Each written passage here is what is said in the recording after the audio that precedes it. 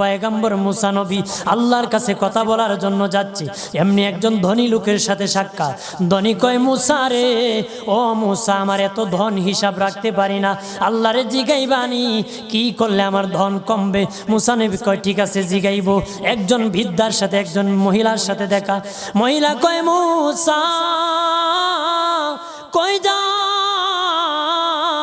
কই যাও রে মুসা? মুসা নবী কয়, তোর পাহাড়ে যাব, আল্লাহর সাথে কথা বল।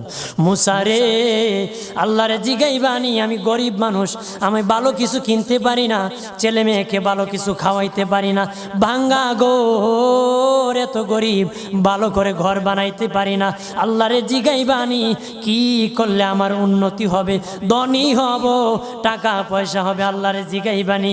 আল্লাহ মুসা নবী কয়, ঠিক আছে, আল্লাহরে জিগাইব, তুমি কেমনে ধনী হইবা? আল্লাহ